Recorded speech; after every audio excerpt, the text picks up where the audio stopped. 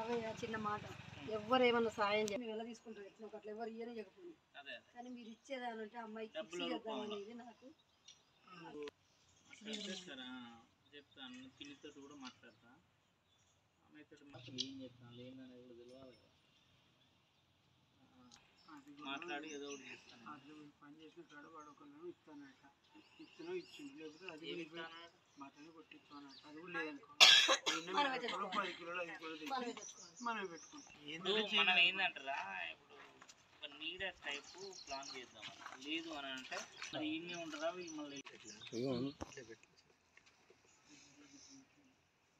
దండలు పెట్టు. Yes good bye వేసినట్టు.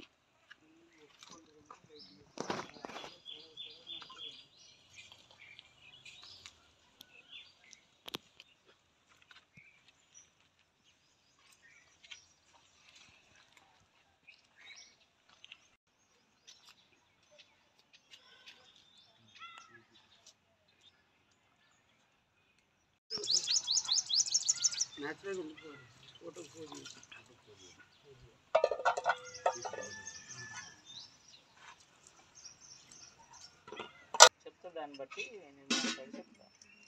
ఓకేనా? మరి చూడకురా అట్లా అన్నకిలా చూసుకో. ఆ కట్టెలకి ఇట్లా వెనక గుంజు అట్లా అట్లా తీసినట్టు. Right, okay. వచ్చి ఒక్క రూమ్ అందం నేను రేకులు ఇప్పించి ఏర్పాటు చేస్తాను. రేకులు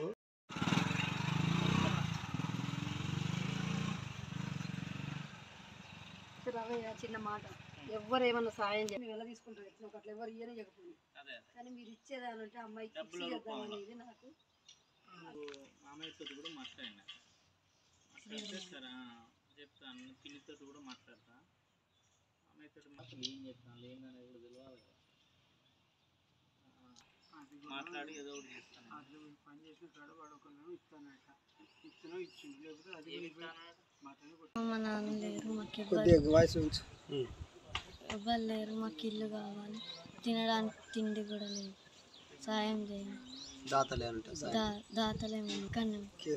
టెంట్ కింద ఉంటుంది, టెంట్ కింద ఉంటుంది, ఇల్లు కావాలి, తినడానికి తిండి ఏం లేవు, పేదవాళ్ళు ఎవ్వరు లేరు, మాకేం సహాయం చేయడానికి ఎవరు లేరు, ఏం చేయడానికి కూడా డబ్బులు లేవు, ఎవరు సహాయం చేస్తారు, సహాయం చేయండి. మా కర్మాలను ఎవరు చేయడానికి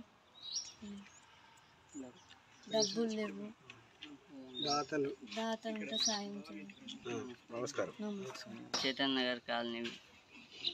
మాకు అమ్మ లేదు, మా నాన్న లేడు, ఇద్దరు చనిపోయారు, మేము ముగ్గురమే అనాథం. మీ టెంట్ కింద ఉంటాం, మాకు ఎవరైనా దాతలు ఉంటే సహాయం చేయాలి.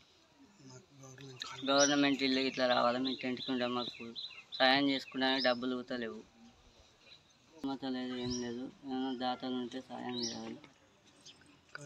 కార్యక్రమాలకు ఉంటే దాతలు సహాయం చేయాలి.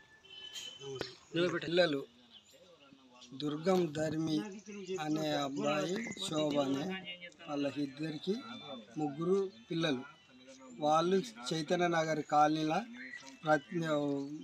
సొంతం జాగా ఉన్నది కానీ వాళ్ళకి ఆర్థిక పరిస్థితి లేక వాళ్ళ అమ్మమ్మ గారి ఇంటికాడ సరే బద్దురారని తీసుకొని పోయినందున అక్కడనే ఆయన ఆరోగ్యం మంచిగా లేక మళ్ళీ ఇదే సొంత ఇంటికి వచ్చి చనిపోయినాడు. మళ్ళీ తల్లి అదే భార్య, ఆ ధర్మి భార్య కూడా మళ్ళీ ఇక్కడ ఉంటే బతకలేనని మళ్ళీ నర్సంపేటకి వెళ్ళిపోయారు పిల్లలు తీసుకొని పోయి అక్కడనే కాలం గడుపుకుంటూ ఆమెకు ఆర్థిక పరిస్థితులలో వెళ్ళకుండా మళ్ళీ ఆమె ఆరోగ్యం కూడా హెల్త్ బాగలేక ఆమె అక్కడనే చనిపోతే ఆమెను కూడా తీసుకొని మన సొంత ఇల్లు కదా మన జాగా కదా అని ఆ పిల్లగాళ్ళను మళ్ళీ వాళ్ళ పెద్దమ్మాయిన దగ్గరికి తీసి మీ ఖాళీ స్థలంలో అయినా గుడి చేసుకొని మీ కార్యక్రమం చేసుకోవచ్చు బిడ్డ అని ఆ పెద్దమ్మ అనే ఈ మేరమ్మ తీసుకొచ్చుకొని కర్మగతాలు చేద్దామని ఇన్నే ఉంచుకుంటూ వాళ్ళకు తినటానికి ఉండటానికైనా ఇల్లు లేకుండా ఇదే టెంట్ కింద ఈయన నివసించుకొని ఈ 10 రోజులుగా ఉన్నది. ఈ 10 రోజుల్లో ఏ ప్రభుత్వం సొమ్ము కానీ కార్యకర్తలు కానీ లీడర్లు కానీ వాళ్ళ ముగ్గురికి వాళ్ళకు తోచినంత సహకారాలు చేసి వీళ్ళని ఆదుకోగలరని మా ప్రార్థన. అదే మన ప్రభుత్వం ఇందిరమ్మ ఇండ్లు కానీ ఇంకే ఇండ్లు వచ్చినా గవర్నమెంట్ వాళ్ళకు ఆర్థికంగా ముందంచెలా వాళ్ళకే డిఫరెన్స్ ఇచ్చి ఇల్లు ఇచ్చి వాళ్ళని ఆదుకోగలరని మా పార్టీ. వీళ్ళ నాన్నగారి పేరు దుర్గం ధర్మయ్య అండి. వీళ్ళ నాన్నగారు 4 సంవత్సరాల క్రితం చనిపోవడం జరిగింది.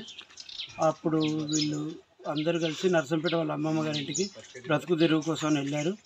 అక్కడ వాళ్ళ అమ్మ అనారోగ్య రీత్యా చనిపోవడం జరిగింది 5 రోజుల క్రితం. అక్కడ చనిపోయినప్పుడు ఎవరూ లేక వాళ్ళను కేసముద్రం, వాళ్ళ సొంతూరైన కేసముద్రం విలేజ్ చైతన్య కాలనీకి తీసుకురావడం జరిగింది. వాళ్ళకు ఖాళీ ప్లేస్ తప్ప ఇంకేం లేదు. దాని కిందనే టెంట్ వేసుకొని దాన సంస్కారాలు చేశారు. ఇప్పుడు అదే టెంట్ కింద వాళ్ళు జీవనం కొనసాగిస్తున్నారు. దయచేసి ఎవరైనా దాతలు ఉంటే వాళ్ళ కోసం మీరు చేయూతనివ్వండి. మీరు ఇచ్చే ప్రతి రూపాయి వాళ్ళ భవిష్యత్తు కోసం ఉపయోగపడుతుంది. ప్రభుత్వాన్ని కూడా మేము కోరుకునేది ఒకటే, ఏ విధమైన లబ్ధి ఉంటే వాళ్ళకు తక్షణమే సాధ్యమైనంత వరకు వాళ్ళకు లబ్ధి చేకూరే విధంగా నాయకులు కానీ ప్రతి ఒక్కరు, కార్యకర్తలు, నాయకులు అందరూ వాళ్ళ కోసం పాటుపడండి. ముగ్గురు చిన్నపిల్లలు, వాళ్ళకు ఎటువంటి అనుభవం లేదు.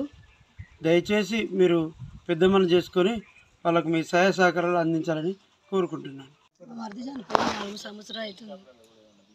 మాది సొంత ఊరు కేసంద్రం. బతుకుదెర కోసం అని నర్సంపేటలో బతకడానికి పోయారు. అక్కడ అనారోగ్యంతో చనిపోయింది మా మరిది.